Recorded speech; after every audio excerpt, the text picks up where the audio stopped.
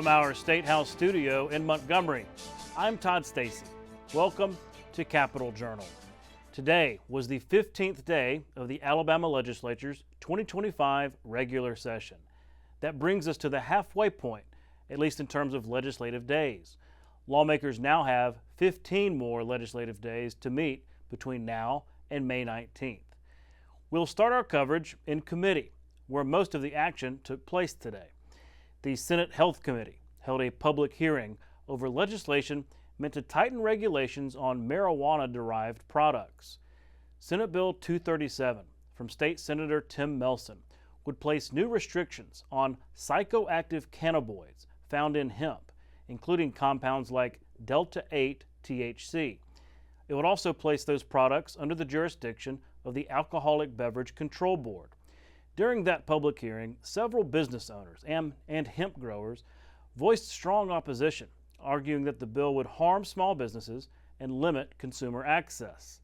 The bill failed to advance on a tie vote. Senator Melson, who chairs the committee, has the authority to bring the bill back up for reconsideration, but currently has no plans to do so. It puts hemp under ABC, which oversees liquor, not agricultural products. This move not only burdens an already stretched agency, but it also risks penalizing and criminalizing hemp products more harshly than alcohol and tobacco. These products that we're talking about are clearly being used as recreational marijuana, and they are getting people high. On my way down today, I decided to stop and pick up some products, and I asked the lady, "Is this going to get me high?" And she said, "Oh yeah, it's definitely going to get you high." I mean, there were some, if you heard them speak today, that they're against the bill because they want to ban it. Then there's some that don't want anything to happen. They have a market out there that's unregulated. I mean, the 2018 hemp bill did not include for consumption. It was only for paper products, clothing and rope. And it wanted to get a market out there for hemp. Nothing that the U.S. Department of Ag will not grade it or analyze it for consumption human. That was not the intent of the bill. These individuals have found a loophole industry that they're trying to exploit for, they keep bringing up all these medical reasons, and those medical reasons, in my opinion, are excuses to get a product out there for people to, I'll just say, enjoy, whatever we want to call it. The Senate Agriculture, Conservation, and Forestry Committee approved a separate marijuana bill from Melson, who was the original sponsor of Alabama's medical cannabis law. Senate Bill 72 aims to resolve the legal challenges facing the Medical Cannabis Commission. It does so by increasing the number of licenses for integrated facilities. Those are the businesses that both grow and sell cannabis and have been at the heart of the lawsuits. It would also require an independent firm to oversee the selection process for future licenses in an effort to improve transparency. Despite the bill passing in committee today, Melson himself expressed doubt about its future, citing strong opposition, including from the commission itself. I think there was an effort, but I don't think there was a credible effort to make sure that these people were ranked in a proper order. When you hear some of the judges talk about the factors that they use to influence them, it makes it suspect. I'd hate for a lot of people to go in and produce excess product that's never going to have a chance to be put out there. I don't know if it'll ever come up on the floor. A lot of outside influences, a lot of deep pockets, a lot of constituents in different areas. The 5 people who got licensed, or 5 corporations, have a lot of influence as well, and so it's going to be a struggle. The House Education Budget Committee met today and considered a number of bills, including legislation that would offer workers' compensation insurance to teachers and other public school workers. Senate Bill 1 from State Senator Sam Govan passed the Senate unanimously, but faced questions today in House Committee about the potential cost to the state. So many people are surprised to find out that our education employees do not have workers' compensation insurance. Our state employees have it, but not our education employees. Clarifications on whether occupational diseases are covered as they are for state employees. That was something that was pointed out. There were some things like just how things are done in practice is giving notice by electronically or digitally as opposed to certified mail. That's just not, they don't do certified mail anymore in that world. That bill was carried over by the committee, and lawmakers said they would take it up again after next week's break. Also considered by the House Education Budget Committee was Senate Bill 199 from State Senator Vivian Figures, which would offer paid parental leave to public school workers and state employees. The bill would allow 8 weeks paid leave for new mothers and 2 weeks for new fathers. Right now, those employees must use vacation time or unpaid annual leave, which Figures says makes public service less attractive for young people. Last year, Representative Shavers had introduced a bill for state employees parental leave, and I had introduced a bill for the education employees. And Senator Orr said, why don't we put them together? So we worked on it together and we brought it forth. And I was happy to have 23 of the senators sign on as co-sponsors this year. But it was my son, Shamari Figures, who brought it to my attention while he was on the campaign trail that educators didn't have, and it was mainly teachers who told them this, that they didn't have maternity leave. And I was just shocked, and more shocked that I had been here right at 30 years and nobody told me that. They never had a complaint about that. So I have to give him kudos for bringing it to my attention, and I thank you all for your support. That bill was approved by the committee and now goes to the full House. The committee also reconsidered legislation that would place a 4% fee on outgoing international cash transfers. House Bill 297 from State Representative Jennifer Fidler is a package of bills relating to illegal immigration. Revenue from those fees would be split among a sheriff's fund meant to help offset the cost of enforcing immigration laws, public schools for the education of English language learners, and to hospitals for uncompensated care expenses. The bill was held up 2 weeks ago after concerns were raised about those fees, but the bill today cleared committee.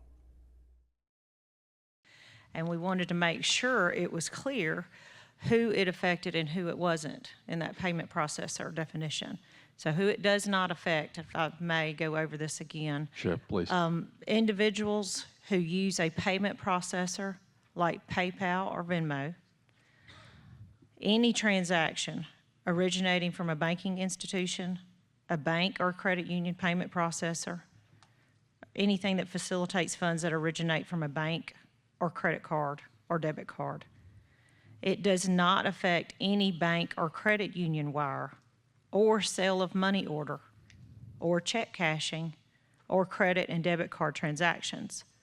Who it does affect would be individuals who send cash wired through companies that generally offer in-person services that include cash transfers like Western Union or MoneyGram, or individuals who send cash transfers who are not licensed legitimate banks.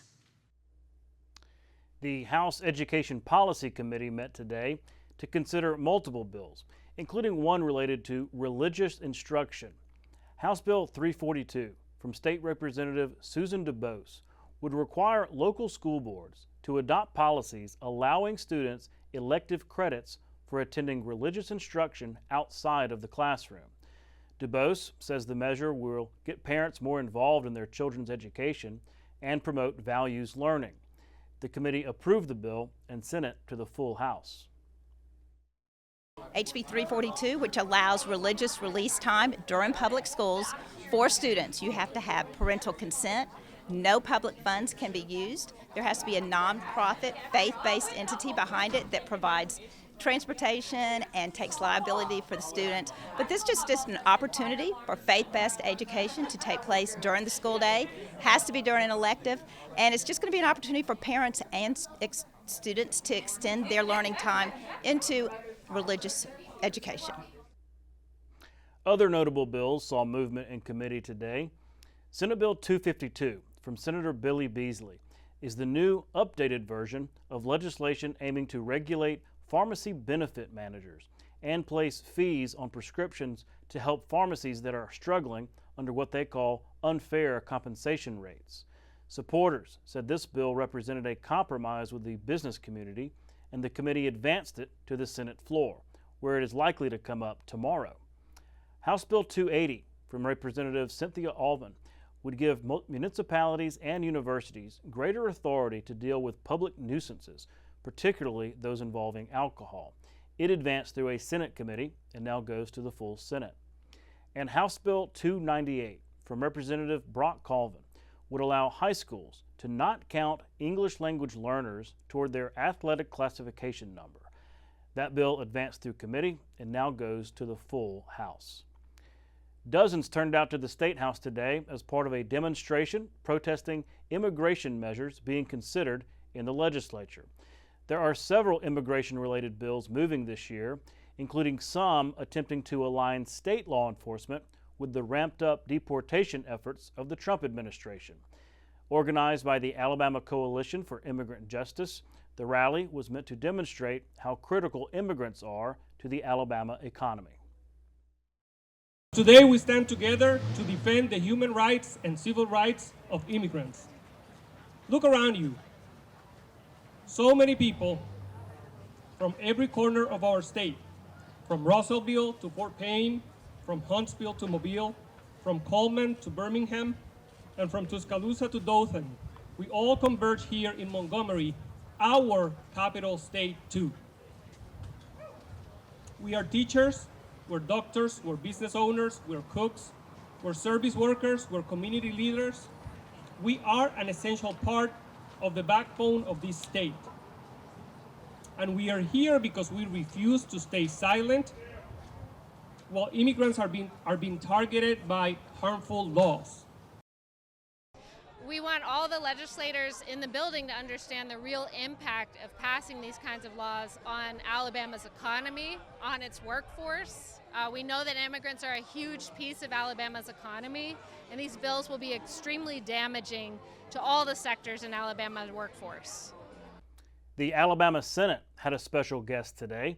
Congressman Shamari Figures was back from Washington and made a brief visit to the State House. It was an emotional moment for Figures, who of course is the son of current State Senator Vivian Figures and former State Senator Michael Figures. He talked about that special tie to the State House and shared what he sees as the upcoming priorities when Congress reconvenes. That podium is where my mother speaks from now, where my father spoke from for some 20 years, roughly 20 years or so. And so, you know, it's just a reminder of how you got here and the sacrifices that were made for you to be here. Still trying to figure out how we can keep our rural hospitals and healthcare access here in the state of Alabama, number one. We met this morning with the Hospital Association on getting a better understanding of that issue. But at the end of the day, I mean, communities that are losing hospitals are slowly drying up, right? That's a recipe for disaster economically, from a healthcare access standpoint, from being able to build up a local tax base. And so getting back up there, getting to work on that issue, which is something that we've already done. Beyond that is make sure that we're standing up and protecting the interests of the federal interests that we have in this district, making sure that we're calling attention to federal cuts that are disproportionately impacting us, standing up in this next budget fight, standing up for Medicaid, standing up for Social Security, standing up for SNAP benefits, all of which people in this district and in this state participate in at a higher rate than the national average. So it's a lot of priorities, but those are some of the ones that are at the top. It was Buy Alabama's Best Day here at the Capitol Complex, sponsored by the Alabama Grocers Association, the Alabama Department of Agriculture and Industries, and the Alabama Food Manufacturers and Producers Association. The event featured Alabama-made products from across the state, allowing passers-by to sample the fairs. Governor Kay Ivey also paid a visit and highlighted these producers' $2 billion impact on the state's economy. Folks, we may politely disagree over who's got the best basketball team, but when it comes to food, there's no dispute that the state of Alabama has the best. It's been said that good food brings folks together. That's true not only at the dinner table, but also for a growing economy. Over 188,000 Alabamians work in food manufacturing, as well as wholesale and retail food jobs all over the state. In just the last 13 months, I've participated in ceremonies launching major new food manufacturing plants both in North Alabama and South Alabama. The Alabama food industry jobs generate more than $6.8 billion with a B dollars in wages, with a staggering $18 billion with a B dollars in total economic impact. Alabama's food producers, in partnership with the Alabama Grocers Association and the Alabama Department of Ag and Industries, also play a vital role in supporting charities that give back to our state, including Children's of Alabama. From Milo's to Conecuh Sausage and everyone in between, Alabama is home to the very best. I can't wait to get in line to sample some of these great eats. Thank you all for coming out to join us today in honoring Alabama's food industry. May God continue to bless each and every one of you and the great state of Alabama. We'll be right back with tonight's guests. You can watch past episodes of Capital Journal online at video.aptv.org. Capital Journal episodes are also available on APTV's free mobile app. You can also connect with Capital Journal and link to past episodes on Capital Journal's Facebook page. And you can listen to past episodes of Capital Journal when you're driving or on the go with Capital Journal podcasts. Welcome back to Capital Journal. Joining me next is State Senator April Weaver from Bibb County. Senator, welcome back to the show. Thanks so much for having me. Always a pleasure to be here with you. Well, one of your bills is moving past the House this morning, having to do with what are colloquially called whippets, these drugs, really, that have, proliferated in kind of grocery stores, or really more convenience stores where you can get that nitrous oxide high. You introduced this legislation at the very beginning. Talk about what it does and how these things might be tightly more regulated. So it's been very interesting for me, the whole journey that I've had with this nitrous oxide bill. In Thanksgiving or the holiday season, I really didn't know a lot about nitrous oxide. I'm a child of the 80s and was in college in the 90s, and we've always heard about whippets, from that era. Yeah. But this was a whole different situation. I had a mother from Shelby County who anonymously sent me a bottle of Galaxy gas through a third party because their family was going through a lot of addiction treatment for their daughter. It was a very sensitive time for them, so she preferred to remain anonymous, and I certainly respect that. But the third party brought it to me with her story of how Galaxy gas had affected their family. Their daughter had an addiction, or has an addiction, is currently going through addiction therapy. Their family has spent thousands of dollars. In the beginning, the parent asked what it was, and they had seen the canisters. And the child said, I buy it at the gas station. It's like candy. So when the parent started doing the investigation, which is really easy to do, and certainly I would have any parent, if you have any thoughts that your child is involved with this, if you see the canisters, please educate yourself. The best thing that I did to educate myself was I typed Galaxy gas in Instagram and on social media, and if you haven't seen those videos related to Galaxy gas, you should really Google that because it's really scary. So kids are basically taking these canisters, because I've seen them. Matter of fact, I was in a convenience store the other day and saw the canisters right there by the counter. I guess they're kind of behind the counter. Right. And I almost took a picture. I didn't want to be creepy, but I almost took a picture to send it to you. Because, they're kind of advertised as candy-ish sort of things. So I guess you take it and huff it, and it's basically like getting nitrous oxide at the dentist or something. Right, and for me, I always pay at the pump. So I had not seen these until they brought it to my attention. But the scary thing is it's labeled do not inhale, but it's sitting right beside the vapes, and it's flavored. What else would you do with it? Yeah, but it's labeled do not inhale. I guess that's to get around some kind of regulation or something. And currently there's no age restriction, so your children can go in the gas station and buy this right now with no age restriction, which is what makes it so scary. You can also buy it online at Amazon or other things and have it shipped to your house. So what would your legislation do? So the original legislation we had in the Senate, and while I had it on the Senate floor, there was a lot of discussion related to, was this bill strong enough? We originally had the discussion that we would ban it from 21 and under to keep it away from our children. And then we had the discussion of, well, if it's bad for our children, you know, it's bad for everyone too. I had another person reach out to me. Her son had done 2 tours in Iraq and died because of nitrous oxide. And she really said, you know, here's my story, and it's bad for adults too. So in the House, we had those discussions. The bill did change in the House, so now it would be a ban for everyone, not just children under 21. And it'll be coming back to the Senate, and I hope that we will concur very quickly and get that stuff out of our hands, out of the hands of our children, and out of our state. So that concurrence could happen either today or tomorrow. It could be to the governor's desk this week. Well, let me ask you, because a lot of the whippet, the reason it's called whippets is like you had the whip cans, ready whip cans of whipped cream, you know, the spray cans, not the Cool Whip cans. And if you inhale it, there's I guess there's some nitrous oxide, and you can get out a little high from them. Thus, the whippets. Right. What about that? Are those going to be affected by this? I mean, can I still go to the grocery store and get a can of Ready Whip? Yes, and so it's specifically for these cans of nitrous oxide. Okay. We will have 4 exceptions in the bill. We have a medical exception because there isn't legitimate use for it in dental offices and in healthcare settings, but it's highly regulated, and you have healthcare professionals who are monitoring you during the time that they're administering the nitrous oxide. So there'll be an exception for medical, there'll be an exception for manufacturing, one for automotive, and one for culinary.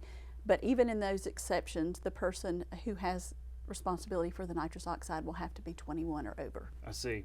Well, I mean, you mentioned the dentist's office. Well, there's a reason they don't let you drive home while you're still on laughing gas. You've got to wait a good long time, or have somebody come pick you up. So I'm guessing that's another big hazard to these nitrous oxide products, is maybe young people or whomever don't know that you're impaired. You're seriously impaired from driving. So I'm guessing it's a pretty big risk in terms of impaired driving. Right, and that's what makes it so dangerous. I mean, it's nitrous oxide, it's nitrogen, it's oxygen deprivation. So it's extremely dangerous, and you know, not only does it have the short-term effects, it has some long-term effects too. There were some dangers that came out from the FDA this week related to it that have been added to the discussion, and so it's just really bad stuff, and we need to get it out of the hands of not only our children but for our general population. Interesting legislation. We'll wait. I'm assuming this is going to pass, but it's always interesting to me because what comes from constituents, right? And you need that feedback, and it's always interesting to see something bubble up from what your constituents are feeding back to you. While I have you here, your legislation dealing with wire transfers internationally, it's really an immigration issue. We talked about it early in the session as y'all had come back from the border. Some of your border trip had kind of informed some of the legislation. So this wire transfer bill, passed the Senate pretty quickly. Right. But it started kind of over in the House, and it ran into some trouble early. There's some tax implications there. What can you say about that? Where are we with this wire transfer bill, and what's going to happen next? Right. So, like you said, it was a bill that was created after our trip to the border. We worked with the sheriffs actually while we were on the trip, and we came up with this wire transfer bill that addressed that huge issue that we're having about the cash transfers going back to international locations. So Western Union, everybody understands the concept of somebody comes here to this country, gets a job, wants to send money back home via Western Union, and this is so it's pretty not common. It's not a bank. It's a cash transfer to an international location. Okay. Had a fee on it, and then a percentage fee over $500. My version in the Senate, again, doesn't touch any legitimate transfers from banks. And the bill also has an exception in it. If you are filing Alabama income tax, you get to take that fee as a tax credit on your income tax. So if you're already paying tax on the money, you get it back if you're doing it in a legitimate way. When I mentioned the trouble in the House, you had Grover Norquist come out and write a letter saying, hey, this is a tax. And he's the big no tax guy saying, hey, this could be problematic because it's an inflationary period. This is an inflationary policy. What's been the feedback from that? So I will tell you, I have not had any feedback from that, because I think people understand, as law-abiding citizens, you and I pay lots of taxes on the dollars that we make, but these cash transactions are untaxed. A lot of time it's illegal drug money. There's lots of different situations, and most of the time the taxes haven't been paid on these cash transfers. So again, I had it in the Senate, passed the Senate very, very quickly, had a lot of support up there, and then we had a discussion with LSA. It's a revenue bill, needs to start in the House. So I gave my bill to Representative Fiddler, and she started it in the House. I know that it has had some changes to it. It's not the same bill that I gave her originally. I don't know what came out of committee in the House today because it's just passed very, very recently. Right. But I will be having conversations with her to see where we are in regards to the bill that I sent down to her. Just one of the many pieces of immigration-related legislation that's moving this session. It's really interesting. That's become a major, major topic. Senator Weaver, I know you got to get out of here. Thanks so much for your time. Well, thanks for having and me. We'll look forward to having Always you back a on the pleasure. scene. Yep. Okay. We'll be right back. You can watch past episodes of Capitol Journal online anytime at Alabama Public Television's website, aptv.org. Click on the Online Video tab on the main page. You can also connect with Capitol Journal and link to past episodes on Capitol Journal's Facebook page. That's our show for tonight. Thanks for watching. We'll be back tomorrow night with more coverage of the Alabama legislature right here on Alabama Public Television. For our Capitol Journal team, I'm Todd Stacy. We'll see you next time.